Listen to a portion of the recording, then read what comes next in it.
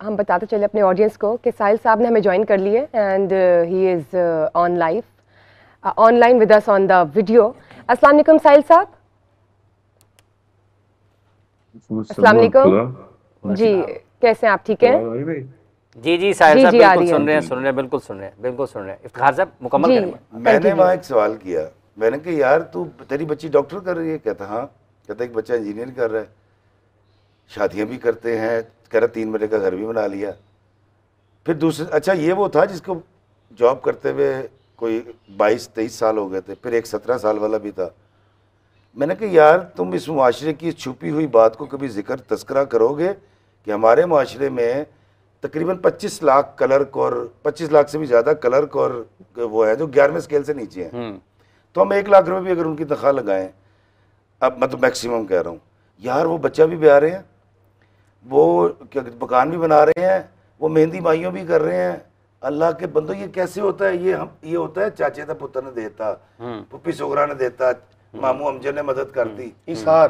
او سر ہم سارے اس طرح جڑے ہوئے ہیں، خدا کی قسم. نہیں تو مجھے بتائیں 25,000 یا 35,000 نہیں ہو جو سکتا. ہمارا ڈرائیور ہے جو چینل کتنے پیسے لیتا ہوگا؟ تسی وہ کار چلے جاؤ کار چ ہر شے وے کہاں سے آتی ہے؟ یہ وہ والی برکت ہے اس کا ہم ذکر نہیں کرتے. یہ ہماری سوسائٹی کی برکت ہے.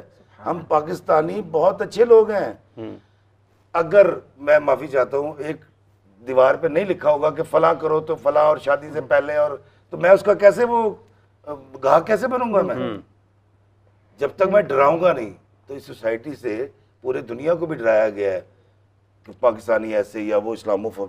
یار ہم تو بڑے اعلیٰ درجے کے لوگ ہیں، ہم تو اپنی آدھی روٹی دوسرے کو دے دیتے ہیں. شادی کی بات آپ نے کی. ٹھیک ہے، آپ یہیں سے بشرا اگر چلتے ہیں. ساحل صاحب یہ جو گفتگو ہو رہی ہے یہاں پر کہ پاکستان میں بہت اچھے لوگ بھی ہیں، پاکستان میں بہت ساری اچھی چیزیں بھی ہیں جو عمومی ہم دیکھتے ہیں، جیسے افتخار صاحب فرما رہے ہیں کہ شاید اس کی اتنی زیادہ بات ہوتی نہیں ہے. قوم اچھی ہے، اگر قوم اچھی ہے تو پھر آپ کے خیال میں کس چیز کی ضرورت ہے کہ یہ جو اگر ہم درگزر نہیں کرتے ہیں، ہم برداشت سے کام نہیں لیتے ہیں، ہمارے یہاں پر 2 انتہاؤں پر لوگ کھڑے ہوئے ہیں، تو کس چیز کی ضرورت ہے؟ کیسے آگے نکل سکتے ہیں ہم اس سے؟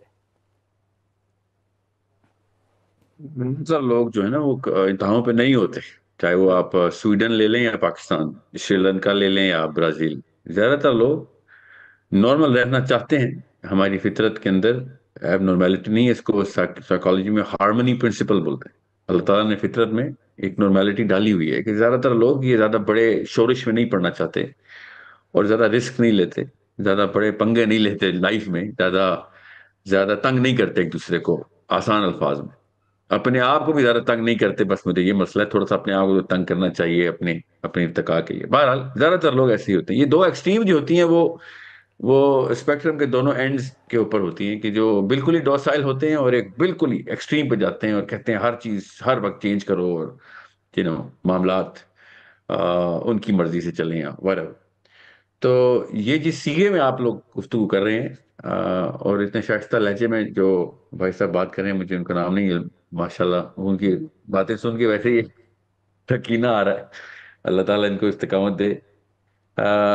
میں اس سیگے کے نا اندر ہر بات کی تائید کرنے کے لیے کیا اسے کہتے ہیں مجبور ہوں کہ اتنی شیریں گفتگو میں کہ ہاں اچھا زیادہ تر لوگ تو اچھے ہیں. میں بھی، آپ بھی اپنے احباب کی لسٹ نکالیں، اپنے جاننے والوں کے احباب تو ہوتے ہی خیر اچھے ہیں اس لیے وہ احباب ہوتے ہیں، مگر ہمارے جاننے والوں میں زیادہ تر لوگ ہمیں خطرہ نہیں دیتے. ٹھیک ہے، زیادہ تر لوگ ہم ان سے ہمیں وہ جنرلی ہم ان پہ کسی بھی نیکی کے لیے ٹرسٹ کر سکتے ہیں. تو معاشرہ جنرلی کسی بھی ملک کے اندر چلے جائیں آپ، جنرلی معاشرہ ہارمنی پرنسپل میں رہتا ہے. تو جب بھی آپ ہسٹری اٹھاتے ہیں یا خبریں دیکھتے ہیں کرنٹ افیئرس کے لیے، کتابیں اٹھاتے ہیں پرانے افیئر ہسٹری کے لیے، تو آپ کو نارمل لوگوں کی خبریں نہیں ملتی، نہ ہی نارمل لوگ ہسٹری میں رقم ہوتے ہیں. یہ وہ 2 ایکسٹریمز ہیں جو رقم ہوتی ہیں کہ جنہوں نے اینڈز آف دا اسپیکٹرم پہ اچیومنٹ کی ہوتی ہے، چاہے اچھی یا بری، جو لیڈرز ہوں یا پھر بہت بڑے قاتل ہوں اور بہت بڑے سفاک ڈاکو ہوں، یا پھر بہت ہی بڑے لیڈرز ہوں انہوں نے نیکی کا پوری دنیا میں انتظام کرنے کی کوشش کی ہو.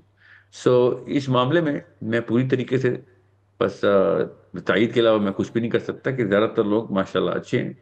ہمارے پاس کلچر میں بھی ایسی کچھ چیزیں ہیں جو کہ یونیک ہیں جو کہ دنیا کے ہر کلچر میں ہوتی ہیں. ہماری اپنی بھی یونیک کچھ آئیڈینٹیز ہیں, کلچرل آئیڈینٹیز, تو وہ سب ایسی ہیں جس کے بارے میں شکر گزاری ہونی چاہیے. ہمیں اللہ تعالیٰ سے شکر گزاری ہونی چاہیے کہ وی آر جنرلی ناٹ, ہماری ہسٹری جو ہے وہ اتنی کوئی اب نارمل نہیں ہے الحمدللہ. ٹھیک. افتخار سے پھر کس چیز کی آپ کے خیال میں ضرورت ہے؟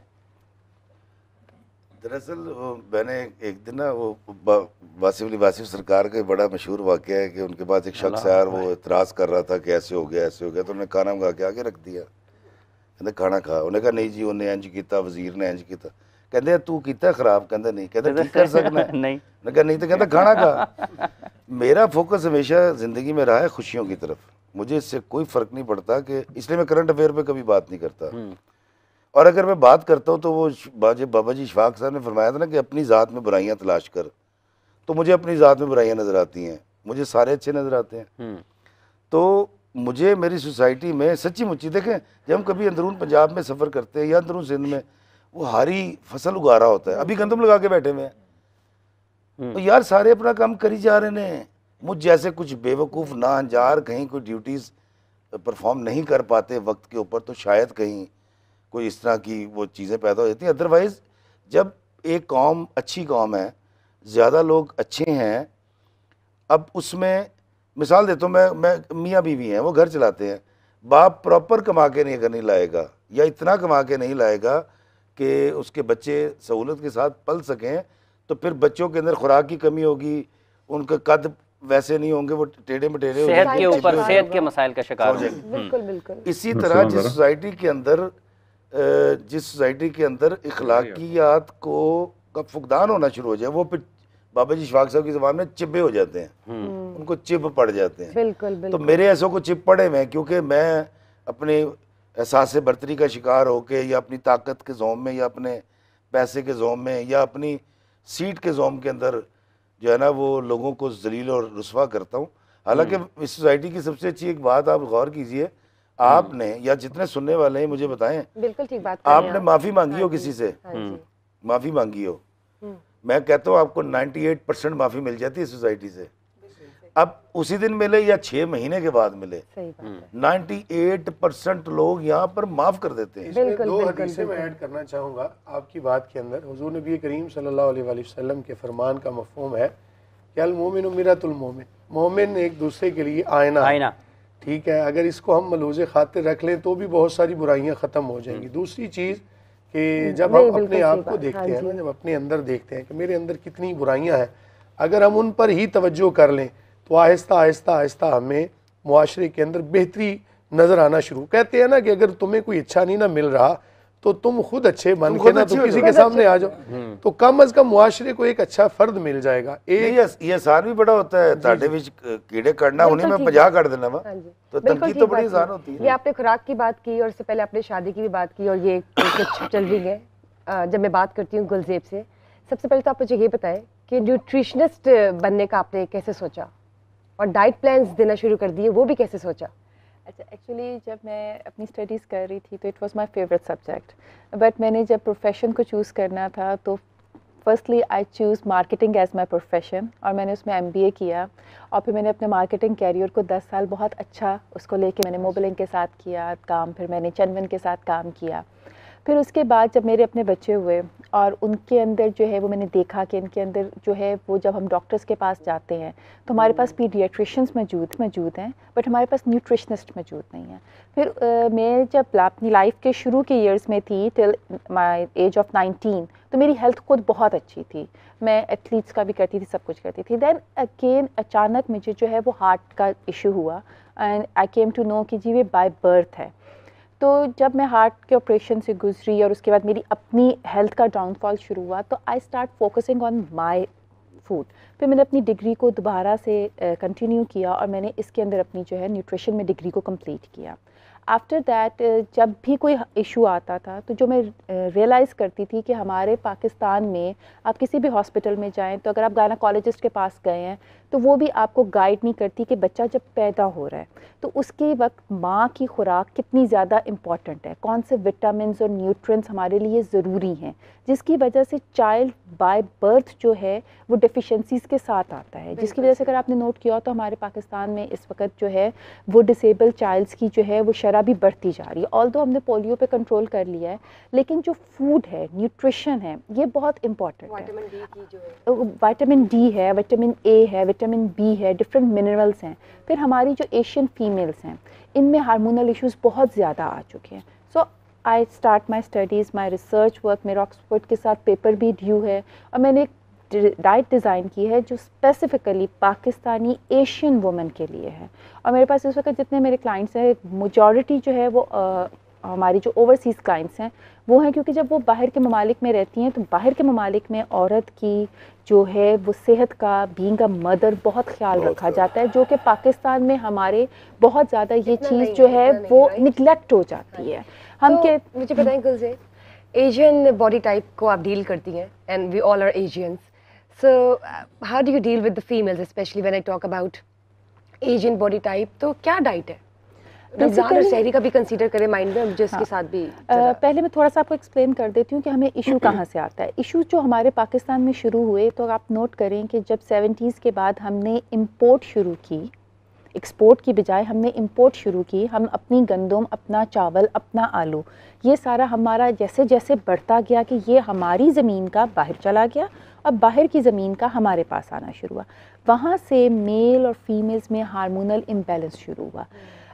نبی پاک صلی اللہ علیہ وسلم کی حدیث ہے کہ کہیں پہ اگر آپ جاتے ہو تو وہاں کا پیاز کھا لو تو تمہیں وہاں کی بیماریاں نہیں لگیں گی. لیکن مجھے اب یہ بتائیں کہ ہمارے پاکستان میں تو ہمارے پاس پاکستان کا پیاز بھی نہیں ہے, اور اب جب ہم آ کے 2000s کے بعد 2015s کے بعد دیکھتے ہیں. سوری میں آپ کے یہی سے کنٹینیو کرتی ہوں, ایک کالر ہے, ان کو لے لیتے ہیں. السلام علیکم. وعلیکم السلام. جی آپ کا نام؟ میں انم بات کر رہی ہوں اسلام آباد سے. جی کہیے. مفتی صاحب اور ساحل صاحب دونوں سے ہے. مجھے سوال یہ کرنا ہے کہ میرا کچھ عرصہ پہلے نکاح ہوا ہے اور میں لیکن رخصتی نہیں ہوئی اور میں اپنے والد صاحب کے گھر پر ہی رہ رہی ہوں ابھی.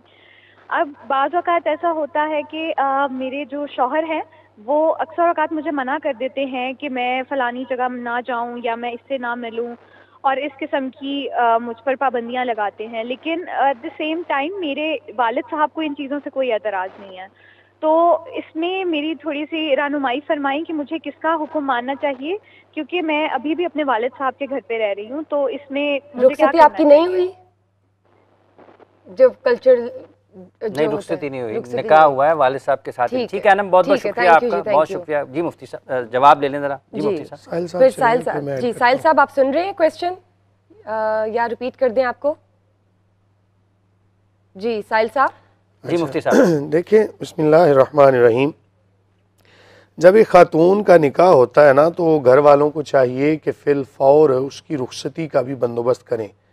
جب رخصتی نہیں نہ کرتے تو پھر بہت ساری خرابیوں کا سامنا کرنا پڑتا ہے, معاشرتی بھی, اخلاقی بھی, اور بہت ساری ہیں. تو فی الفور رخصتی ہی کر دینی چاہیے.